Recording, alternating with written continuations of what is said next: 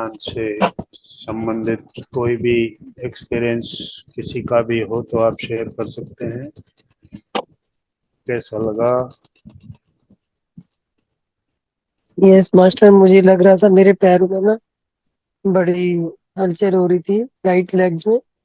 जी। पहले पिंडलियों में एकदम से वाइब्रेट हो रहा था, फिर ऊपर वाले भाग में, इतने से ऊपर थाइज पे बड़ी वाइब्रेशन हो रही थी और बहुत हम्म। मुरादार चक्कर में भी लग रहा था कोई कार्य हो रहा है। पेट से हम्म। आवाजें आ रही थी। ऊर्जा हमारे जब किसी जगह अटक जाती है, रुक जाती है, तो ध्यान में वो रिलीज होती है। तो रिलीज होते वक्त अलग अलग तरह के अनुभव होते हैं। कहीं दर्द होता है, कहीं कुछ वाइब्रेशंस महसूस होते हैं। ये सभी तरह के जो अनुभव हैं वो हमारे अंदर होने वाली ऊर्जा की जो गतिविधियां हैं उसी को बताते हैं कि हम ऊर्जा से किस तरीके से जुड़े हुए हैं। और ऊर्जा अब हमारे अंदर एक तरह की क्रिया कर रही है, शल्य क्रिया जैसे होती है, ऑपरेशन होता है, तो उसी तरह ऊर्जा हमारे अंदर ऑपरेशन कर रही है। इसलिए सभी तरह के अनुभव हमें होते हैं। तो ये आ, आपने ध्यान की ऊर्जा को प्राप्त किया और अब हम ज्ञान की तरफ आगे बढ़ेंगे। वेलकम रमेश जी, सभी का धन्यवाद। आप सभी ने बहुत अच्छा ध्यान किया और ध्यान से हम सभी उस ऊर्जा को प्राप्त कर चुके हैं जिसको अब हमें इन्वेस्ट करना है, आगे लगाना है। किस काम में? ध्यान से ज्ञान, ज्ञान की ओर बढ़ेंगे और ज्ञान से फिर मुक्ति का मार्ग ढूंढते हैं हम। तो एक एक करके हम अपने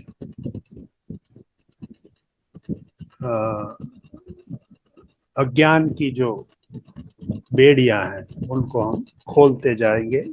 ज्ञान का जो हमारा प्रकाश की जो हमारे ऊपर किरणें पड़ती हैं ज्ञान के प्रकाश की, तो हम धीरे धीरे मुक्त होते जाते हैं। G L Sharma ji, thank you.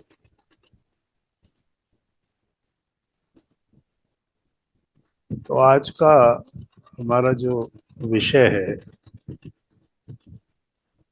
वो है दृष्टि से सृजन।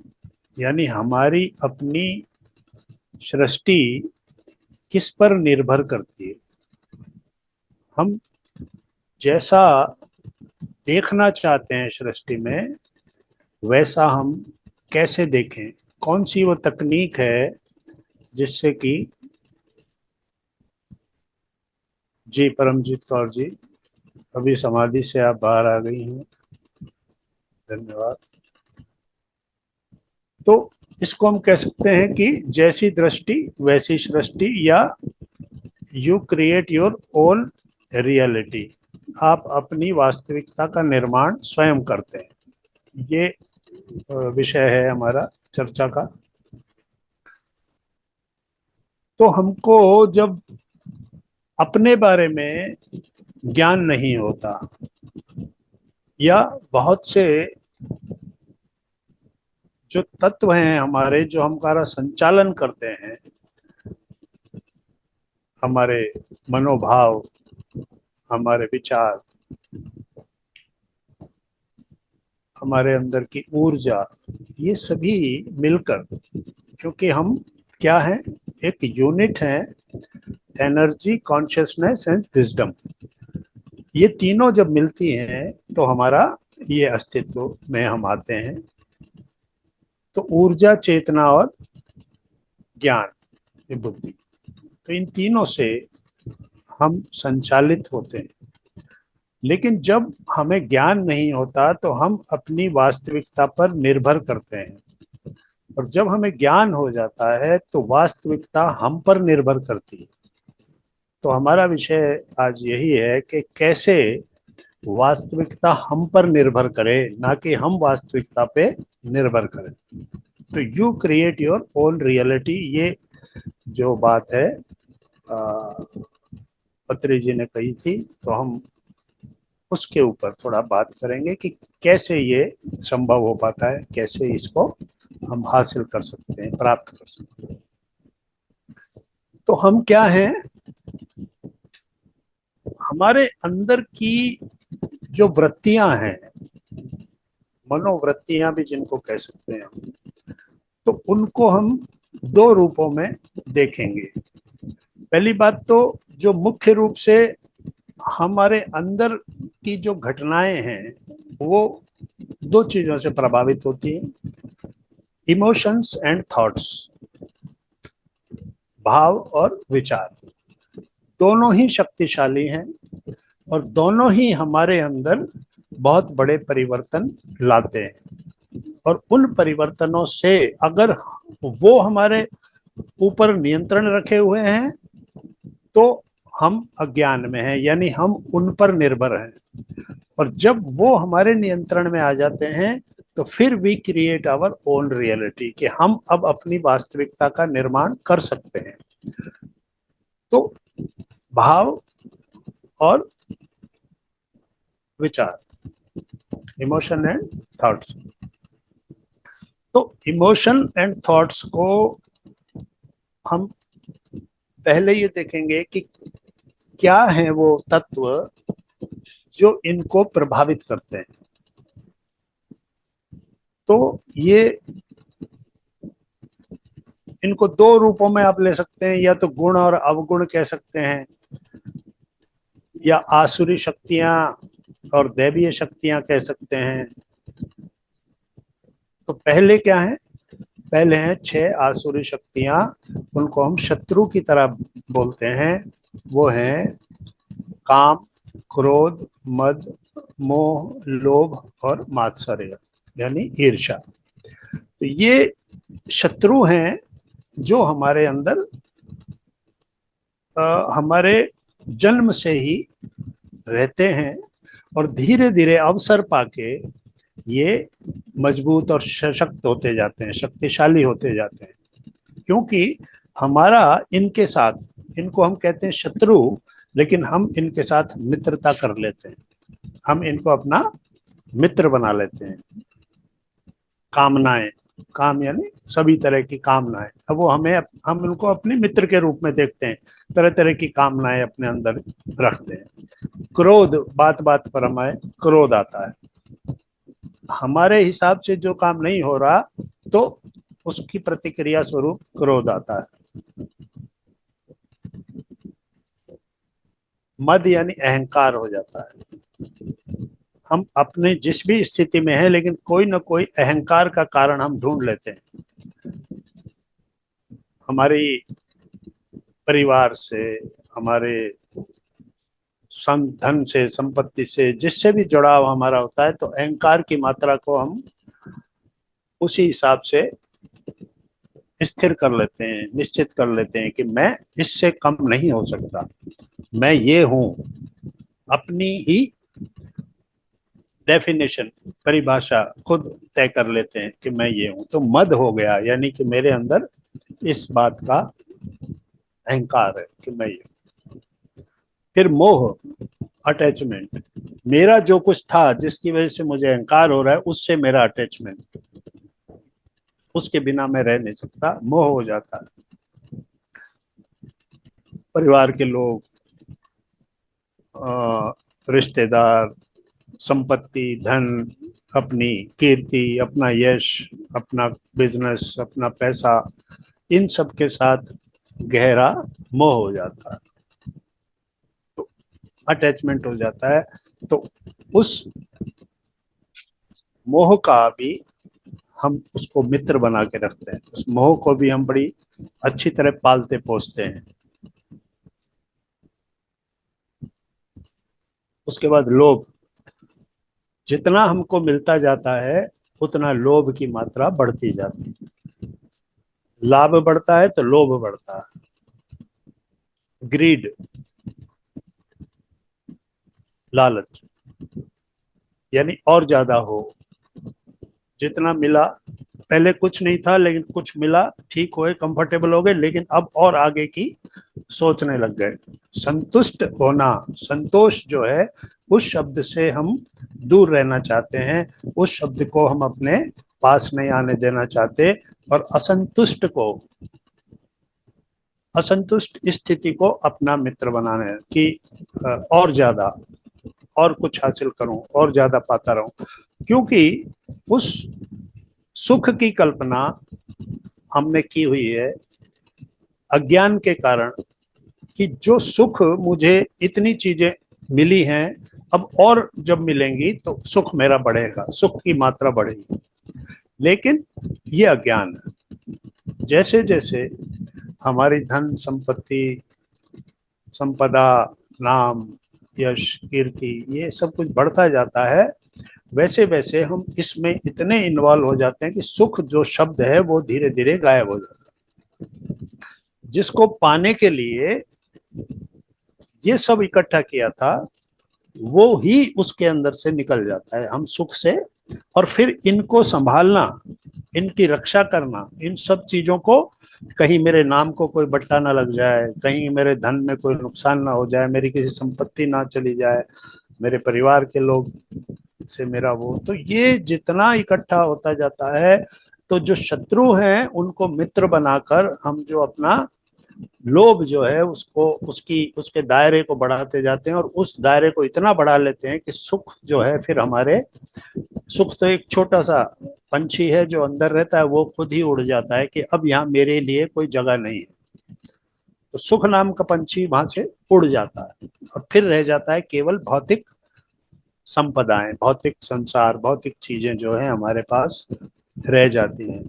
तो फिर हमें पता चलता है कि यहाँ तक आने में, यहाँ तक चीजों को पाने में मैंने जो कुछ लगा दिया, अपनी सारी ऊर्जा लगा दी, लेकिन वो सुख नाम की चीज कहाँ है, लेकिन वो पहले ही उड़ चुकी होती है, तो उसको भी हम पा नहीं सकते।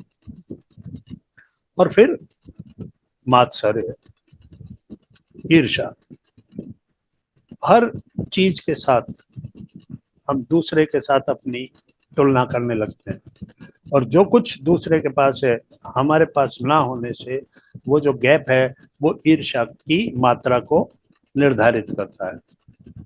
और ईर्ष्या भी एक तरह से शत्रु है, नेगेटिव एनर्जी है, उस नेगेटिव एनर्जी के साथ भी हम अपनी मित्रता कर लेते हैं। ईर्ष्या करके हम समझते हैं कि जैसे ये हमने आ, ये सॉल्यूशन है, उस हल है, मतलब उस व्यक्ति के साथ जो मेरा ये गैप है, उसका नाम बहुत है और मेरा नाम नहीं है, मुझे कोई जानता नहीं, या उसके घर में इतना कुछ है, उसने ये हासिल कर लिया, मैंने नहीं किया, तो ये जो गैप उसके और हमारे बीच में, और ये ज्यादातर ईर्ष्या होती है हमारे परिचित लोगों के साथ। हमारे अपरिचित लोगों के साथ हमारी कभी कोई ईर्ष्या नहीं होती। उनको कुछ भी मिल जाए, कुछ भी हासिल हो जाए, वो कुछ भी पा लें, हमारे लिए सिर्फ एक समाचार होता है, न्यूज होती है कि वो ये बन गया, वो बन गया। लेकिन अगर हमारा कोई दोस्त, परिचित, रिश्तेदार कुछ बन गया, तो ईर्ष्या वहीं से जर्मिनेट हो जाती है, वो ईर्ष्या का जो बीज है वो वहां से अंकुरित हो जाता है। वो ईर्ष्या एक नेगेटिव एनर्जी है, नकारात्मक ऊर्जा है, लेकिन उस ऊर्जा को हम अपना मित्र बना लेते हैं। तो ये जो 6 जो शत्रु हैं, अरिषड वर्ग कहते हैं इसको। अरि यानी शत्रु, षड यानी 6, वर्ग यानी वैरायटी, या इस वर्ग के 6 शत्रु। अब इसके विपरीत, अभी हम अरिषड वर्ग पे बात हमने की, ये इतना गहरा प्रभाव डालते हैं कि कामनाएं हमें रात भर सोने नहीं देती। क्रोध अगर आ जाए तो अग्नि जलने लगती है, पूरे शरीर में अग्नि जैसे प्रकट हो गई हो। क्रोध एक अग्नि है, क्रोधाग्नि बोलते हैं उसको, कि क्रोध की अग्नि में जल के भस्म हो गया। तो ऐसा ऐसी वो ऊर्जा है, वो ऐसी नेगेटिव नकारात्मक ऊर्जा है कि उसके अंदर सब कुछ जल के भस्म हो जाता है। तो वो क्रोध है। इसी तरह अहंकार भी हमें लोगों से दूर कर देता है। लोगों के साथ मिलकर जो आनंद हम ले सकते थे, लेकिन अहंकार हमको उन लोगों से दूर कर देता है। तो ये भी नकारात्मक प्रभाव हुआ। मोह जो है ये एक ऐसा नकारात्मक प्रभाव हमारे ऊपर डालता है कि हमारे शरीर की सारी ऊर्जा को खींच लेता है। और इसका सबसे बड़ा उदाहरण, सीधा उदाहरण, और हम सभी ने सुना हुआ है, भगवत गीता में जब अर्जुन श्री कृष्ण से कहता है कि मेरे रथ को आप उस सेना के सामने ले जाकर खड़ा कर दीजिए ताकि मैं ये देख सकूं कि मुझे किन से युद्ध करना है। और जब उसको पता चलता है, जब वो वहां देखता है कि वहां गुरुजन खड़े हैं, सारे पितामह खड़े हैं, सारे रिश्तेदार खड़े हैं, परिवार के छोटे खड़े हैं, तो उसके अंदर मोह का, अटैचमेंट का एक ऐसा गुबार उठता है, एक ऐसा तूफान उठता है कि वो ये कहता है कि मेरे से खड़ा रहना भी मेरे लिए मुश्किल हो रहा है, मेरा गला सूख रहा है, मेरा धनुष मेरे हाथ से गिर रहा है और मैं युद्ध नहीं करूंगा। वो एनर्जी ड्रेन हो गई सिर्फ ये देखकर कि मोह जो था वो इतना जागृत हो गया कि ये मेरे लोग हैं, ये मेरे अपने हैं, और इनके साथ में, यानी इनको मुझे मारना है इस युद्ध में। तो मोह जो है हमारे कर्तव्य के बीच में, हमारी ड्यूटी के बीच में इतनी बड़ी दीवार खड़ी कर सकता है कि वो हमारी सारी एनर्जी को ड्रेन कर सकता है। तो अर्जुन जैसा धनुर्धर योद्धा जो पूरे उत्साह के साथ युद्ध में आया था, युद्ध करने के लिए आया था, और जिसे एक पल पहले पता भी नहीं था कि उसके साथ क्या होने जा रहा है, उसने कहा कि मैं उनको देखना चाहता हूं जिनसे मुझे युद्ध करना है, और उनको देखते ही उसके ऊपर मोह का अटैक हो गया। और जैसे हार्ट अटैक होता है वैसे ही वो मोह का अटैक जो है वो इतना भारी हुआ कि उसके हाथ से उसका अपने ही अस्त्र शस्त्र संभाल लेने जा रहे हैं, खड़े रहना मुश्किल हो रहा है, गला सूख गया है। तो ये लक्षण किसके होते हैं? जब हमारे अंदर एनर्जी नहीं रहती। अचानक हमको कोई ऐसी खबर सुनाए कि ऐसा हो गया, तो उस वक्त खड़े रहना भी मुश्किल हो जाता, हम बैठ जाते हैं। तो मोह का अटैक होता है कि मोह, कोई चीज मेरी थी, मेरे साथ उसका अटैचमेंट जो है इतना गहरा होता है कि उस के प्रति मेरी जो बंधन है वो इतना गहरा होता है। तो ये मोह के बंधन है। तो ये सभी को हमने माना है। तो इनके प्रभाव में जब हम काम करते हैं तो हम अपनी रियलिटी को नहीं बना सकते। यानी हमारी दृष्टि किन से प्रभावित है? हमारी दृष्टि में अगर हम कुछ हासिल करना चाहते हैं, हमने कोई लक्ष्य तय किया, हमने कोई विचार किया कि मैं ये काम करूं, लेकिन इन 6 से बचना बड़ा मुश्किल है। ये 6 जो है आपके अच्छे से अच्छे विचार के ऊपर भी हमला कर देते हैं और फिर आपकी एनर्जी को प्रभावित करते हैं, और उस काम को करने के लिए जिस एनर्जी की रिक्वायरमेंट है उस एनर्जी को आपके अंदर से ड्रेन कर लेते हैं। वो चाहे क्रोध के रूप में हो, चाहे अहंकार के रूप में हो, चाहे किसी मोह के रूप में हो, चाहे लालच लोभ के रूप में हो, चाहे किसी ईर्ष्या के रूप में। ये सभी रूप जो हैं आसुरी हैं। तो जैसे कोई आसुरी शक्ति का हमारे ऊपर आक्रमण हो तो हमारे अंदर कुछ नहीं बचता, उसी तरह ये आसुरी शक्तियां हैं। अब उसके बाद हमको दूसरी चीजें दी गई हैं। ऐसा नहीं है कि हमारा एक तरफा व्यक्तित्व बनाया गया, एक दूसरा भी हमको पक्ष दिया गया है, वो है वर्चूज, जो हमारे वरदान है। अब ये हमारे को देखना है कि उन वर्चूज के ऊपर हम काम करें या उन गुणों को हम विकसित करें या उन अवगुणों को विकसित करें। तो वो जो गुण दिए गए हैं वो है क्षमा, दया, करुणा, धैर्य, धीरज जो है उसको हम सहनशीलता भी कह सकते हैं, और सत्य और अहिंसा। तो ये जो 6 गुण हैं ये भी हमको ही दिए गए हैं, लेकिन हम उनके प्रभाव में, आसुरी शक्तियों के प्रभाव में इनको महत्व नहीं देते हैं, इनके ऊपर काम नहीं करते हैं। हमको कोई प्रॉफिट करना है किसी बिजनेस में, किसी काम में, वहां हम सत्य पे चलेंगे तो प्रॉफिट कम होगा, लाभ कम होगा।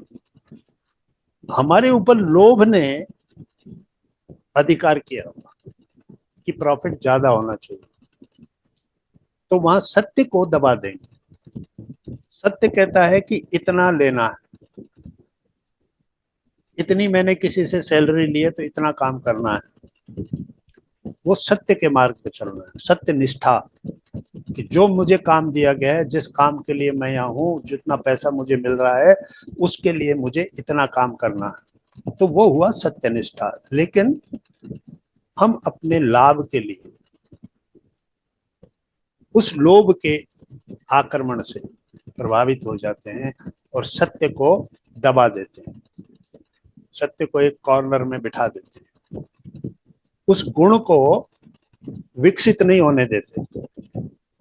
वो गुण अपने अस्तित्व की लड़ाई लड़ रहा होता है हमारे अंदर कि मुझे भी जीने दो, मुझे भी रहने दो, लेकिन वो शत्रु जो हैं वो इतने पावरफुल होते हैं कि वो हमारे इस डिवाइन जो वर्च्यूज हैं उनके ऊपर वो हावी होते हैं, क्योंकि हम भौतिक संसार की जो माया जिसको हम बोलते हैं उससे प्रभावित हैं। और ये जो 6 असुर हैं, आसुरी शक्तियां, ये इस संसार की हैं, ये इस संसार ने हमको दी है, भौतिक संसार से हमने ये पाई है।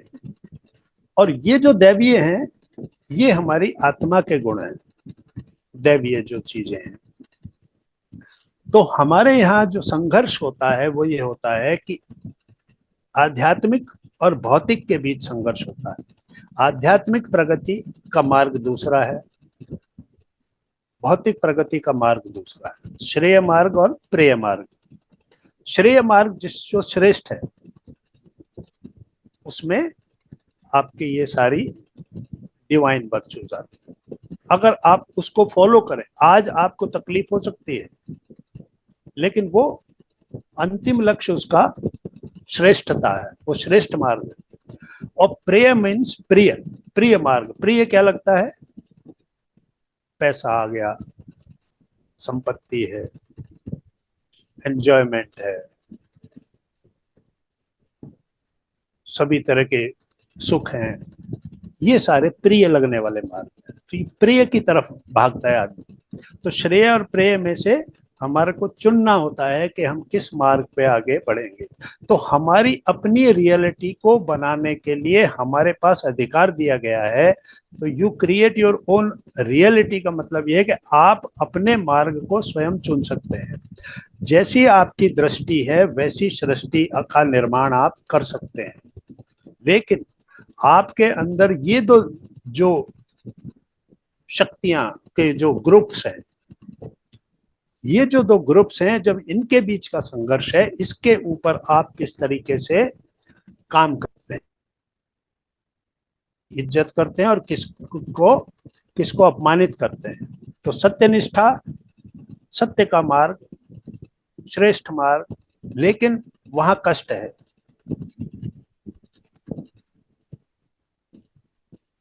तो कहते हैं सत्य परेशान हो सकता है पर पराजित नहीं हो सकता, लेकिन हम उस परेशानी को भी स्वीकार नहीं करते। सत्य अंत में जीतता है, उसकी पराजय नहीं हो सकती, लेकिन उसको परेशान होना पड़ सकता है, क्योंकि उसको इस भौतिक संसार की वास्तविकताओं के साथ सत्य को संघर्ष करना पड़ता है,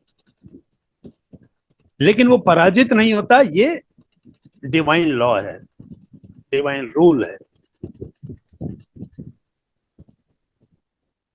तो हमारा जो दूसरा ग्रुप है, उन शत्रुओं से अलग, जो मित्र हैं हमारे, पर जिनकी मित्रता को हम स्वीकार नहीं करते हैं, जिनकी मित्रता के साथ हम उतना ज्यादा एंजॉय नहीं करते, सुख नहीं प्राप्त करते, ऐसा लगता है ये बोझ है हमारे। तो उसके अंदर क्षमा, अब क्षमा करना एक बहुत बड़ा गुण है। ये गुण के रूप में हमको दिया जाता है।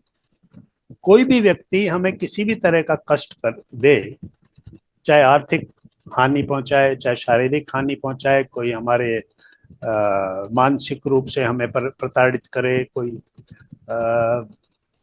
भाव रूप में, कोई इमोशनली हमको परेशान करे, तो क्षमा ही एकमात्र हमें उसका उत्तर देना है। फॉरगिवनेस, हमको उस गुण को विकसित करना है। जैसे ही हमारे अंदर क्षमा का गुण विकसित हो जाता है, तो कोई हमारा कोई नुकसान ही नहीं कर सकता।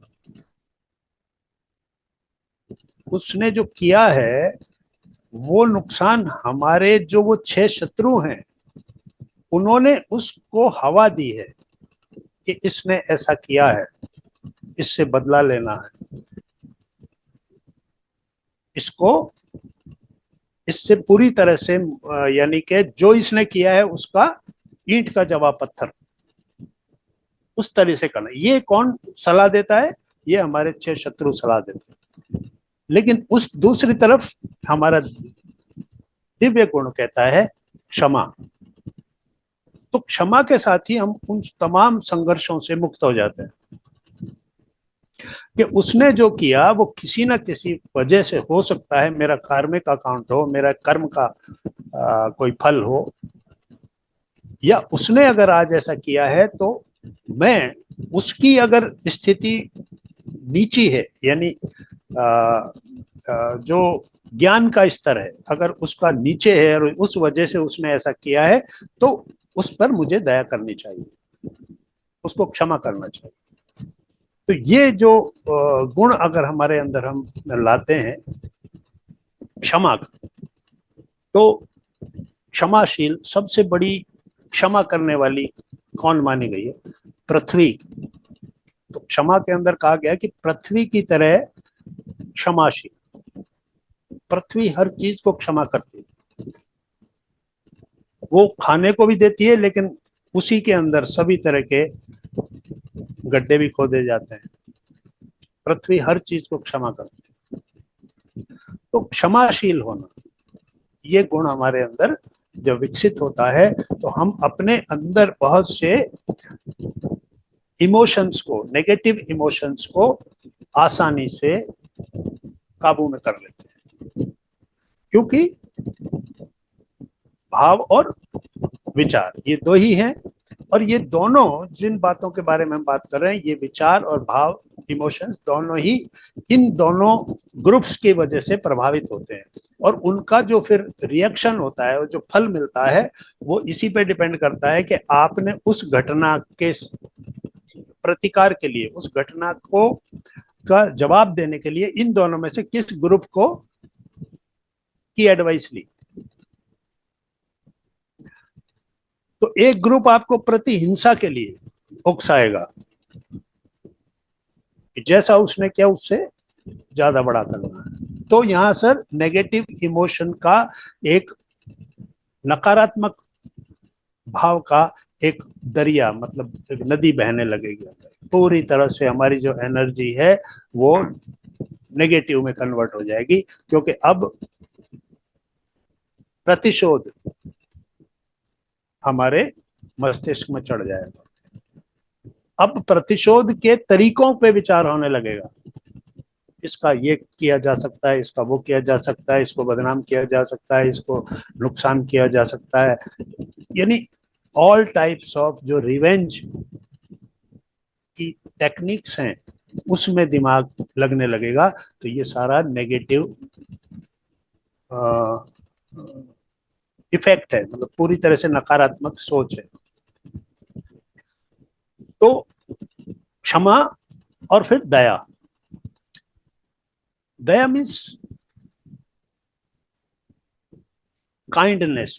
एक तरह का भाव इस तरह का होना चाहिए कि जिसकी स्थिति मुझसे कम है, कमतर है, जो मुझसे ज्यादा अच्छी स्थिति में नहीं है और मैं थोड़ा कंफर्टेबल हूं, तो उस व्यक्ति के प्रति मैं थोड़ा एक्स्ट्रा कुछ भाव रखूं, उसके प्रति ऐसा भावना रखूं कि मुझे क्या लेना देना इसकी स्थिति से, ये इसके कर्म होंगे, इसका अपना जीवन है।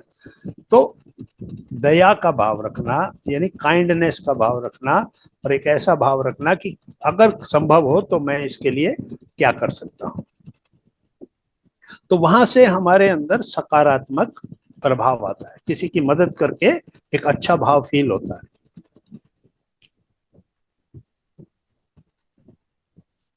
अब कोई व्यक्ति है, हम चाहते हैं कि इसका भी थोड़ा सा इसको अच्छे विचार मिले, कोई अच्छी किताब हमारे पास पड़ी, हम वो देखते हैं कि उसको दे दी कि भाई इसको पढ़ो, आप भी पढ़ो, यानी उसके अंदर भी कुछ ऐसा भाव लाना। तो काइंडनेस कि सभी के प्रति मेरी कोई जिम्मेदारी है, आई एम रेस्पॉन्सिबल, मैं जिम्मेदार हूं, क्योंकि मैं भी इस यूनिवर्स का एक हिस्सा हूं। जैसे मैं अपने परिवार का हिस्सा होने की वजह से मेरे परिवार की हर चीज के लिए जिम्मेदार हूं, उसी तरह मैं इस यूनिवर्स का हिस्सा होने के कारण इस यूनिवर्स की हर जीव जंतु वनस्पति जो भी है उसके प्रति मेरा भी कुछ भाव होना चाहिए, मेरे भी कुछ जिम्मेदारी है, उत्तरदायित्व है। तो ये भाव आता है काइंडनेस का, हर हर एक के प्रति दयालुता का भाव। और फिर करुणा, कंपैशन, करुणा का भाव। अगर हमारे अंदर किसी दूसरे के कष्ट को देखकर ऐसा भाव प्रकट होता है कि इसके साथ ऐसा क्यों हुआ, यानी करुणा का भाव, उसकी करुणा को अपने अंदर महसूस कर। दया और करुणा में अंतर है। करुणा मीन्स उसके कष्ट को खुद महसूस कर। तो इसके लिए हम याद करेंगे, सुदामा जब कृष्ण से मिलने गया तो सुदामा के पैर जो हैं पैदल चलते हुए पूरी तरह से कट फट गए थे, उनमें कांटे चुभ गए थे, खून निकल रहा था, हालत बेहाल थी, कपड़े फट चुके थे। तो जब द्वारपाल ने ये सूचना दी कि सुदामा आया है, तो कृष्ण जो है अपने सिंहासन से उठ के दौड़े। उन्होंने ये नहीं कहा कि उसको अंदर ले आओ, तो दौड़े, और जब उसकी हालत देखी तो वहां जो भाव प्रकट हुआ उसको कहते करुणा। तो क्या कहा गया कि देख सुदामा की दीन दशा, करुणा निधि करुणा कर रोए। और जो पानी मंगवाया था उसके पैर धोने के लिए कि पानी परात को हाथ लियो नहीं, नैनन के जल से पग धोए। तो करुणा का मतलब ये कि दूसरे की स्थिति को देखकर हमारे अंदर ऐसा भाव प्रकट हो कि मैं इसके लिए क्या कर सकता हूं। वो आंख से जो आंसू गिर रहे थे वो उसकी उस दशा को देखकर गिर रहे थे। तो करुणा एक ऐसा भाव है जो दूसरे की स्थिति को हमारे अंदर से प्रकट करता है। कष्ट उसके अंदर है लेकिन उसका प्रकट हमारे अंदर से हो रहा है। तो ये हुआ करुणा। फिर सहनशीलता, धैर्य और सहनशीलता। धैर्य मीन्स किसी भी चीज के अंदर और किसी भी कष्ट को अगर आया है तो सहनशील होना, टॉलरेंस का भाव हमारे अंदर होना चाहिए कि मुझे ये जो कष्ट आया है इसको मुझे सहन करना है। इंटॉलरेंट नहीं होना है, तुरंत रिएक्टिव नहीं होना है कि क्यों हुआ, ऐसा क्यों हुआ, ये स्थिति क्यों आई, इसके पीछे ये कारण हो सकता है, ये उसकी वजह से हो सकता है, मेरी ये गलती हो सकती है। तो ऐसा नहीं है। सहनशीलता, जो परिस्थिति सामने आई है वो किसी ना किसी, कोई ना कोई कारण, कहाँ इसका कारण है जो भी है, लेकिन अब ये परिस्थिति एक वास्तविकता है, इस परिस्थिति को स्वीकार करना है, तो सहनशील होना है। और धैर्य, समय के साथ हर चीज प्रकट होती है, समय से पहले नहीं होती है। उसके लिए जितने समय की जरूरत है, जितना हमारे को जैसे कहते हैं कि प्रतीक्षा का एक हमारे अंदर इतना स्ट्रांग, इतना मजबूत पक्ष होना चाहिए कि जितना भी समय लगे लेकिन ये मिलेगा, ये होगा, उस कॉन्फिडेंस के साथ कि ये, जब आपके अंदर उस चीज को प्राप्त करने का इतना गहरा कॉन्फिडेंस होता है तो उसमें धैर्य की भी जरूरत होती है, क्योंकि प्रकृति जब आपका वो मैनिफेस्ट करेगी तो प्रकृति अपना समय लेगी। तो धैर्य और सहनशील होना है। अगर कोई घटना खराब हुई या कोई चीज चाहिए तो उसके लिए कोई वो नहीं, जल्दबाजी, आज ही चाहिए, ये जो है ये आसुरी गुण हो गए। तो दैवीय गुण जो है उनके अंदर आता है हमारा सहनशीलता और धैर्य, पेशेंस। धैर्य यानी पेशेंस के साथ हर चीज को हमको देखना है। और फिर आता है अहिंसा। अहिंसा सभी तरह की ऐसी चीजों को रिप्रेजेंट करती है। पहली बात तो यही है कि हमारे विचार अहिंसक हो, किसी के भी साथ हमारा ऐसा भाव ना हो कि मैं हिंसा के साथ उसका बदला लूं। अहिंसक भाव से मेरे अंदर पूर्ण शांति है, उसने जो किया वो उसका काम है, लेकिन मैं उसको अहिंसा के साथ, कोई हिंसा मेरे अंदर जागृत नहीं हो रही। दूसरी, जितने भी जीव जंतु हैं उनके प्रति कोई हिंसा का भाव मेरे अंदर ना आए। खास तौर से शाकाहारी जो भोजन है उसके ऊपर भी इसमें आता है कि हिंसा करके कोई भी भोजन प्राप्त नहीं हो, दूसरे जीवों की हिंसा हमारे भोजन का हिस्सा ना बने। अहिंसक तरीके से हम अपने भोजन को प्राप्त करें। तो अहिंसा जो है उसमें आपके विचार भी आते हैं, आपका व्यवहार भी आता है, आपको किस तरीके से दूसरों के साथ एडजस्ट करना है, रहना है। अगर आपके घर में किसी परिवार के सदस्य के साथ आपकी नहीं बनती और फिर आप क्रोधित हो जाते हैं, उसके ऊपर तरह तरह से कुछ नेगेटिव विचार बोलते हैं, तो वो हिंसा है एक तरह, आप हिंसक हो गए हैं। इसी तरह जानवरों के प्रति, जीवों के प्रति, पक्षियों के प्रति, सभी के प्रति एक ऐसा भाव हो कि जिसमें हिंसा ना हो। लिव एंड लेट लिव, जियो और जीने दो। सभी का समान अधिकार है, मेरा जीने का अधिकार है तो दूसरे का भी जीने का अधिकार है।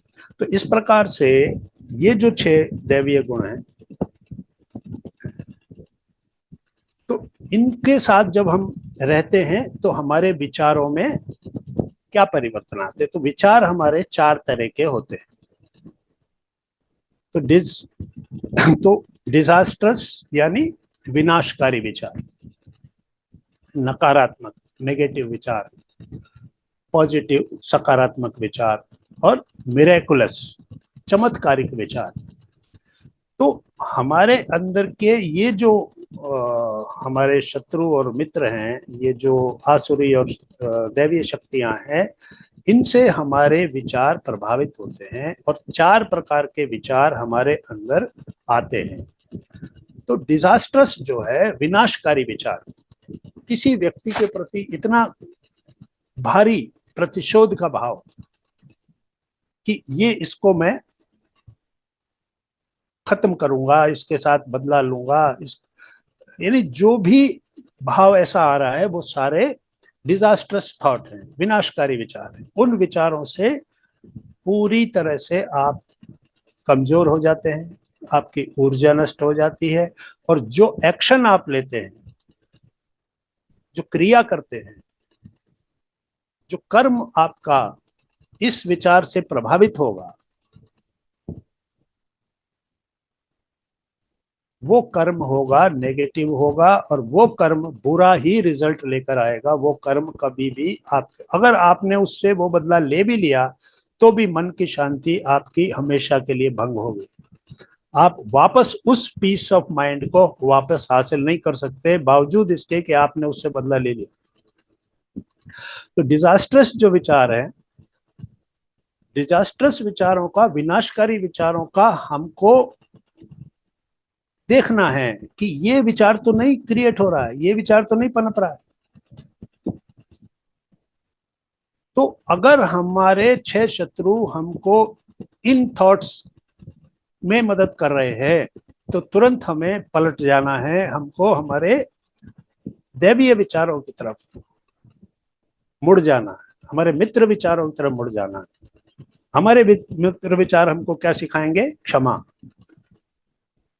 वो विनाशकारी विचार एक छोटी सी बात से नष्ट हो जाएगा, हम जैसे क्षमा का सहारा लेंगे। फिर उसके बाद आता है नकारात्मक विचार। नकारात्मक स्थिति होती है, स्टेट ऑफ माइंड होता है। हम हमेशा नकारात्मक बने रहते हैं, अपनी स्थिति के प्रति नकारात्मक।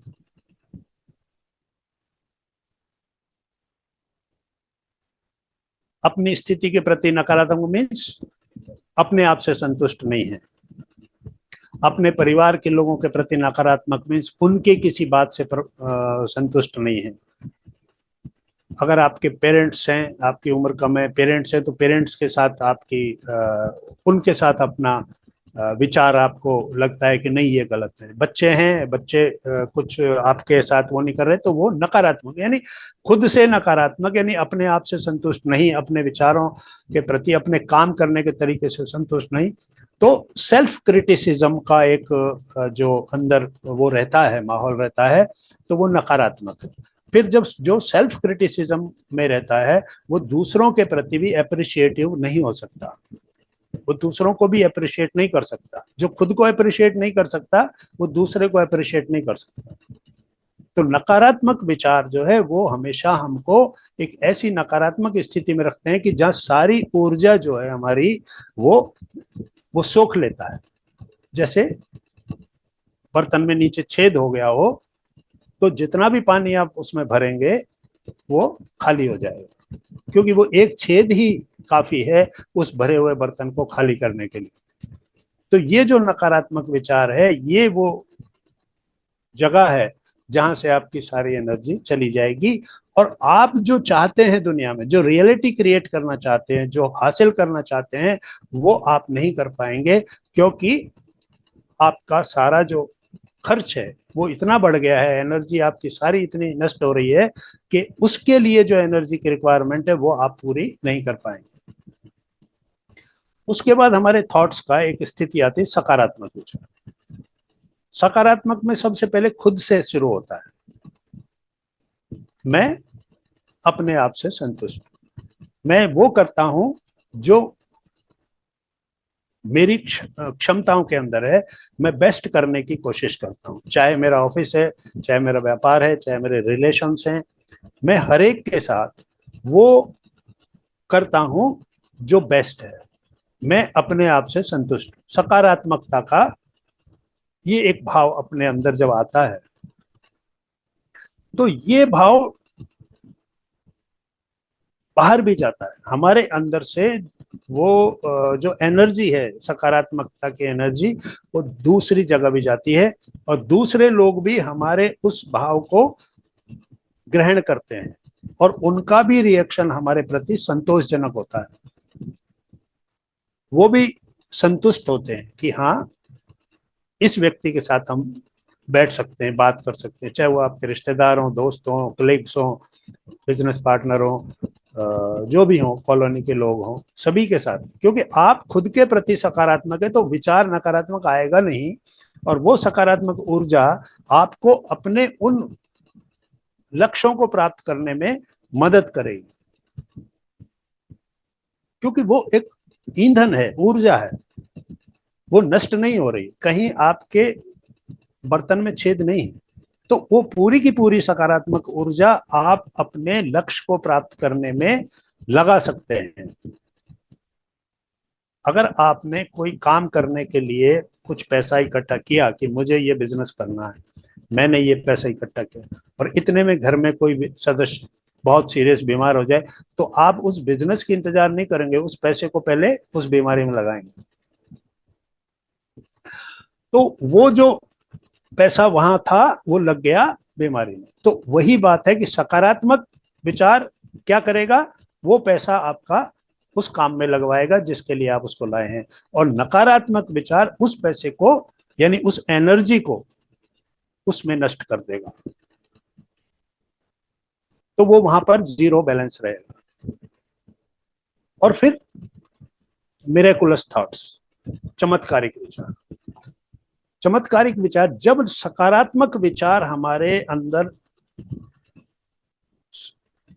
मतलब इतने हो जाते हैं, एनर्जी हमारे अंदर इतनी हो जाती है कि अब हम उससे आगे, बियॉन्ड दैट, उससे आगे की बात सोचने लगते हैं, तो वो होता है चमत्कारिक विचार। कि मैं अपना भला तो करूं ही, और लोगों का भला कैसे हो। मैं बेरोजगार हूं, मुझे अपने लिए तो रोजगार ढूंढना है, लेकिन मैं कोई ऐसा काम करूं जिससे 10 और लोगों को काम मिले, 10 और लोगों को भी पैसा मिले, या कोई ऐसी खोज करूं। किसी व्यक्ति को आपने देखा कि वो अपाहिज है, उसके साथ बड़ी प्रॉब्लम है, चल नहीं पा रहा, तो एक मिरेकुलस थॉट आता है कि मैं कुछ ऐसा करूं, कोई ऐसी खोज करूं जिससे कि ऐसी स्थिति में जो लोग हैं उनको मदद मिल सके। क्या हो सकता है? तो ऐसे बहुत से आविष्कार हुए हैं, ऐसे ही मिरेकुलस थॉट्स की वजह से। उस व्यक्ति को वो बीमारी या प्रॉब्लम नहीं थी जिस व्यक्ति ने उसको खोजा,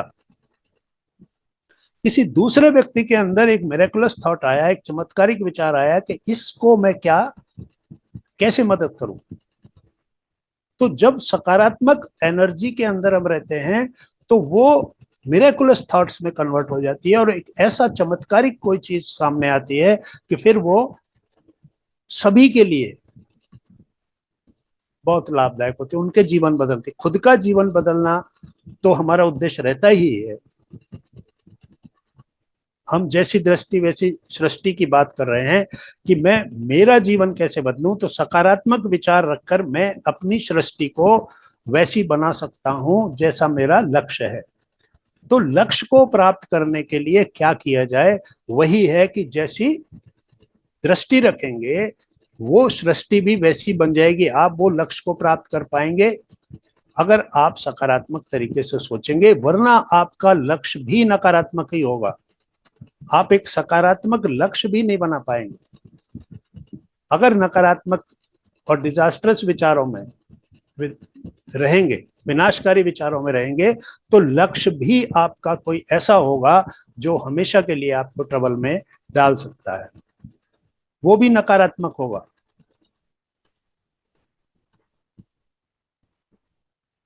तो इस प्रकार से ये 4 तरह के विचार होते हैं, और इसी तरह से जो हमारे इमोशंस होते हैं,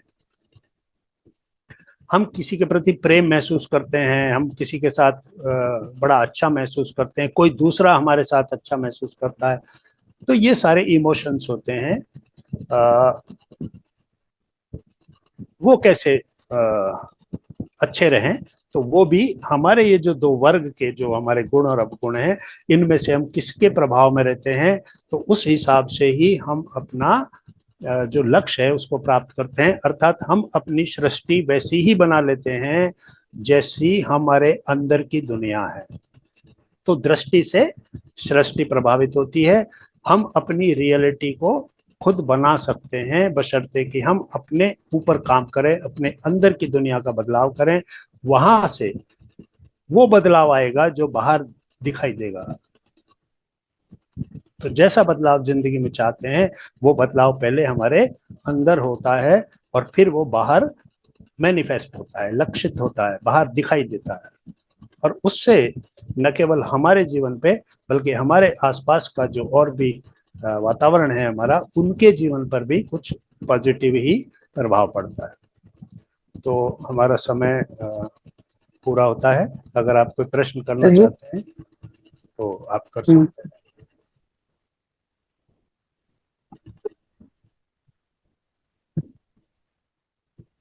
जो यस मास्टर, हमारा किसी का कोई क्वेश्चन है?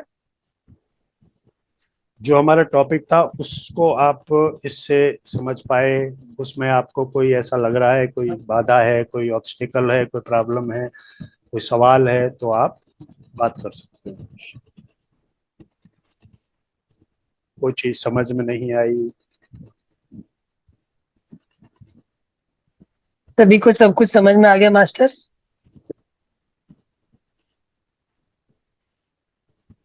अगर किसी को कुछ पूछना है तो हैंड रेज कीजिए। यस, ये हैंड रेज किया है मनीषा। मनीषा जी बोलिए। मनीषा जी अपने आप को अनम्यूट कीजिए हाँ जी, और बोलिए। मैम सुनाई दे रहा है? मनीषा शर्मा। हाँ जी मैम, सुनाई दे रहा है? जी आ रही है आवाज? हाँ जी। अ, ये करुणा और धैर्य, इसको एक बार, यस मास्टर बोलिए। करुणा और धैर्य, हम्म। इसको एक बार और समझा दीजिए। जी देखिए, करुणा का मतलब दूसरे की स्थिति खराब है और हमारे अंदर से वो भाव प्रकट हो रहा है उसको, बल्कि इसको तो मैंने काफी एग्जाम्पल के साथ भी आपको समझाया था। सुदामा और कृष्ण का जो एग्जाम्पल दिया था, तो उसमें आपने देखा कि हालत सुदामा की खराब थी और भाव कृष्ण के क्या थे कि उनकी आंखों से पानी गिर रहा था, उनकी आंखों से आंसू आ रहे। तो करुणा मीन्स दूसरे की स्थिति खराब देखकर हमारे ऊपर वही भाव आए कि इसके साथ ऐसा क्यों हुआ, तो वो है करुणा। और धैर्य की आपने बात की, धैर्य मीन्स पेशेंस। धैर्य जो है हमारा सबसे बेस्ट फ्रेंड माना गया है, सबसे उत्तम मित्र जो माना गया है वो धैर्य माना गया है। क्योंकि हम कोई भी चीज प्राप्त करना चाहते हैं तो उसकी टाइम लिमिट भी खुद ही तय कर लेते हैं कि मुझे ये चाहिए। तो उस टाइम लिमिट को आप यूनिवर्स के पास छोड़ दें और अपने अंदर जो आपका भाव है उसको प्राप्त करने के लिए आप इंतजार करें। तो धैर्य का मतलब इंतजार, एक तरह का यूनिवर्स पे छोड़ना कि जब भी समय उचित आएगा और जब यूनिवर्स को लगेगा कि अब ये समय है जब इसको ये चीज मिलनी चाहिए तो मिल सकती है। तो धैर्य के साथ उसकी इंतजार करें। आपको कहीं से कुछ पैसा आना है, मिलना है, नहीं आ रहा, उसके अंदर बाधा आ रही है, आप परेशान हो रहे हैं, टेंशन ले रहे हैं, ऐसा हो गया वैसा हो गया, इसमें ये प्रॉब्लम है। लेकिन हो सकता है कि उस वक्त अगर आपको वो पैसा मिल जाता तो कोई ऐसी स्थिति थी उसमें वो बर्बाद हो जाता। जब वो आपके पास आया तो वो उचित समय पे आया जिससे वो किसी अच्छे काम में लगा, किसी ऐसे काम में लगा जिससे कि वो आपकी लाइफ को उसने अच्छा कोई प्रभाव डाला। तो धैर्य का मतलब ये है कि हम यूनिवर्स के साथ मिलकर चलें कि जब समय आएगा, जब उचित समय आएगा तब ये चीज मुझे मिल जाएगी, जिससे कि मेरे लाइफ में सकारात्मक बदलाव आएगा। जिस चीज के लिए मुझे चीज चाहिए, मुझे जिस परिवर्तन के लिए चीज चाहिए वो काम हो जाएगा। तो वो धैर्य है। धैर्य मीन्स इंतजार करने का, पेशेंस जो है, पेशेंस थैंक रखना। जी थैंक यू। पापा को दे दे, मैं खा लूँ बाद में।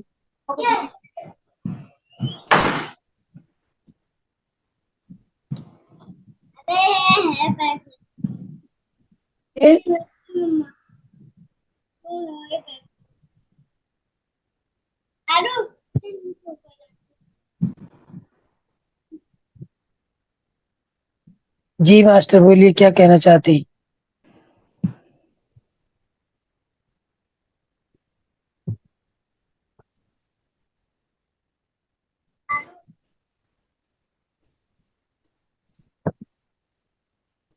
कोई सवाल है आपका। भय भय के बारे में पूछे सर मैम, सुचित्रा मैम। जी जी। सडन भय आ भय। जाए, जी जैसे भय अच्छा, या डर जिसको बोलते हैं ना। जी जी। जी जी जी। अब इतना भय, अच्छा एग्जाम्पल दिया है। भय भय को आप किस रूप में जान, मैं भय को एक्सप्लेन करूं या भय क्यों आता है, क्या प्रश्न क्या है, पूरा भय के साथ आपका प्रश्न क्या है? भय भय कैसे हम्म क्यों जी उत्पन्न जी होता है। हम्म, देखिए और भय। उसके जैसे आपने बताया था कि कोई घटना घट जाती है हम्म तो आदमी अचानक बैठ जाता है, हम्म वो उससे संबंध रिलेटेड है ये। हम्म। नहीं, भय तो घटना घटने से पहले आता है। भय जो है वो ऐसी चीज है जो काल्पनिक है, जी। भय वास्तविक नहीं होता है। भय भय। तो एक हमारी स्थिति है मन की, कि जैसे आप घर से निकले ट्रेन पकड़ने के लिए जी। और आप कह रहे हैं कि ट्रेन निकल ना जाए, हाँ, तो ये भय हो गया। तो ये भय ओके। काल्पनिक है। जी। ये जो भय है, अब भय के अलग अलग रूप हैं। तो भय को जब हम जोड़ते हैं वो इससे जोड़ते हैं कि हमारी जो चेतना है उसके अंदर अ, चार चीजें हमको पशुओं से जोड़ती है। यानी हमारे अंदर हम मनुष्य हैं और पशु हैं। तो पशुओं में और मनुष्यों में चार चीजें कॉमन है, और वो क्या है? आहार, निद्रा, भोजन और सोना। भय और मैथुन, यानी अपनी जी। संतति को पैदा करना। जी। मैथुन और भय, डर। किसी भी जानवर को आप देखेंगे कि जरा आप उसकी तरफ बढ़ेंगे वो भागता है, आप कुछ नहीं कर रहे लेकिन वो भाग रहा है। तो भय, वही भय हमको, ये जो चार चीजें हैं यही हमको पशुओं के समान बनाती हैं। और इन चार से जब हम ऊपर उठते हैं तब हमारे अंदर वो जैसे कहते हैं कि हमारे अंदर मनुष्य होने का जो हमारे को विशेष वो मिला है, गुण। गुण मिला है, तो उसको हम इन चार अच्छा। को अपने जीवन में एडजस्ट करेंगे तो भय को अपने जीवन से कम करेंगे। अब भय क्या होते हैं? ये होते हैं काल्पनिक, और ये हमारी बहुत से अनुभवों से जुड़े होते हैं। अगर आप कभी बचपन में पानी में गिर गए और आपको तैर के किसी ने बचाया, तो परमानेंटली आपके अंदर पानी से भय पैदा हो जाएगा। अगर आप डर गए थे, उस वक्त गिर गया कोई बच्चा पानी में, तो उसको जब बचाया तो अब पानी का भय उसके अंदर बैठ जाएगा। इसी तरह कभी कोई जानवर छोटे बच्चे के पीछे भागा, कोई कुत्ता भागा, उसने उसको पकड़ लिया और उसको बड़ी मुश्किल से बचाया, तो उस बच्चे के अंदर वो फोबिया बैठ जाएगा। तो भय जो है वो दो तरह के होते हैं। एक तो फोबिया जो किसी घटना से जुड़ा होता है, कि ये घटना हुई थी, इसके साथ ये बात जुड़ गई, तो अब वो डर हमेशा बना रहता है। और एक डर होते हैं स्वाभाविक जो हमारी चेतना के साथ जुड़े होते हैं, ये आते हैं पीछे से। ये जो हमारे पिछले जो जन्म होते हैं, इनके अंदर जो हमारे अनुभव होते हैं, वो सारे, अगर वहां उस किसी जन्म में कोई ऐसी घटना हुई थी कि आपके साथ किसी ने आपको धक्का दिया और नीचे गिर गिर के आपकी डेथ हुई उस जन्म में, तो ऊंचाई से आपको डर लगेगा। तो पिछले आपके जो जो कर्म हैं वो भी एक भय के रूप में इस जन्म में आ जाते हैं। और दूसरी बात यह है कि हमारी चेतना का जो स्वरूप होता है वो नीचे से ऊपर की तरफ उठने का होता है। तो जब तक हम मूलाधार चक्र में हमारी चेतना होती है तो वहां का एक गुण है भय। तो मूलाधार से जब हमारी चेतना का ऊपर की तरफ उठना होता है, एनर्जी जब मिलती है, तो इस प्रकार से एक एक करके हम अपने मूलाधार चक्र में रहने का मतलब क्या है, हमारे इस संसार में बने रहने के संघर्ष का के लिए जो करना है, तो रोटी कपड़ा और मकान इस संसार में रहने के लिए जरूरी है, और इस सब के लिए डर कि कहीं ये ना मिले, कहीं कल खाना मिलेगा कि नहीं, कहीं ये मिलेगा कि नहीं, तो वो जो भय उसके साथ जुड़ा होता है। तो ये हमारे मूलाधार चक्र में हमारी जो कॉन्शियसनेस है, चेतना है, वो जब तक वहां अटकी रहती है तब तक हम हमेशा खाने के बारे में, भोजन के बारे में, वस्त्र के बारे में, रहने के बारे में, इनके बारे में भयभीत जैसा रहते हैं, भय रहता है। इकट्ठा करते हैं, हर घर में लोग राशन इकट्ठा करते हैं, पैसा इकट्ठा करते हैं, कल क्या पता, कल ये होगा कि नहीं होगा, कल ये नहीं हो तो क्या होगा। तो उससे बचने के लिए, उस भय से बचने के लिए, उस भय के तहत सन्यासी कभी इकट्ठा नहीं करता, साधु इकट्ठा नहीं करता, वो चलता रहता है, क्योंकि उसके पास इस तरह का कोई डर नहीं है, उस डर से वो मुक्त है, तो इसलिए वो बाकी चीजों से भी मुक्त है। तो डर भी कई तरह के होते हैं, तो डर का अपना एक पूरा विज्ञान है। उसको फिर हम अकेला डर एक ऐसा सब्जेक्ट है कि जिसपे पूरा सेशन डर पे हो सकता है। तरह तरह के डर होते हैं, कैसे उनसे मुक्त हुआ जाए, कैसे हम चेतना को ऊपर लाएं, तो वो एक बड़ा विषय है। बाकी फिलहाल जितना मैंने आपको बताया उतना काफी है। यस मास्टर, किसी और का कोई सवाल?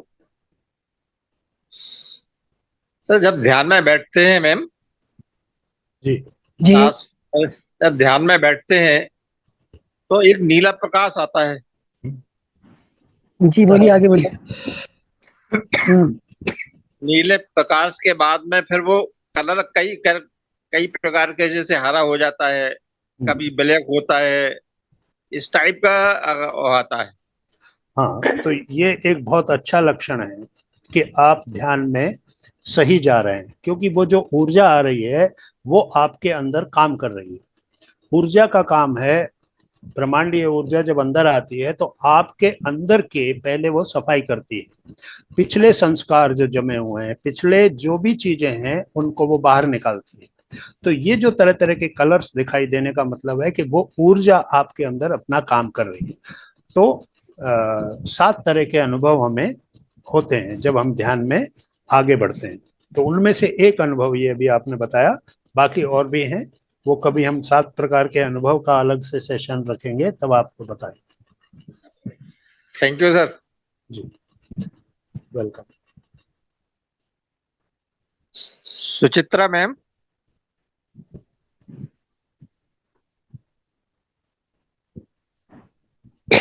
ये सर, डर के ऊपर अलग से एक सेशन करना होता है, क्योंकि उसके अंदर बहुत तरह की चीजें हैं। हमारे पास्ट लाइफ भी है, हमारे एक्सपीरियंसेस इस दुनिया के, फिर हमारे इनबिल्ट जो हमारी चेतना के साथ जुड़े हुए हैं, तो अलग अलग तरह के डर हैं, उनको अलग अलग तरह से देखना पड़ता है।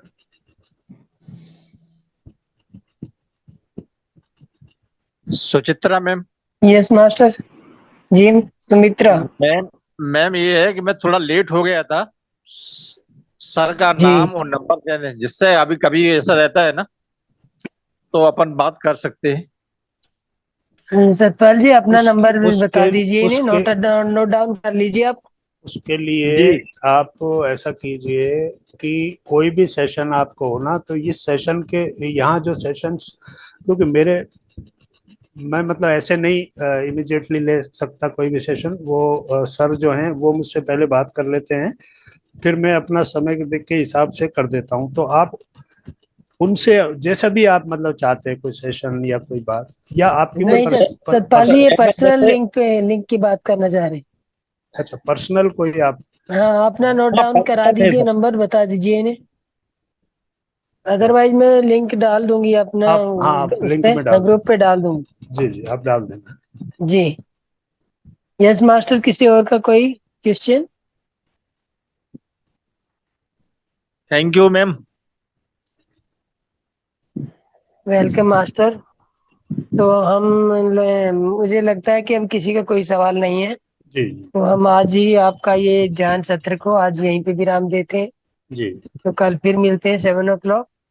तो तब तक के लिए इंतजार कीजिए। धन्यवाद मास्टर सभी का। और सतपाल जी आपका भी बहुत बहुत धन्यवाद, जी इतना जी। अच्छा ज्ञान और इतना अच्छा ध्यान थैंक यू देने के मैडम। लिए हम आपका तहे दिल से धन्यवाद करते हैं। Thank you madam, thank welcome. You thank you thank you thank you master.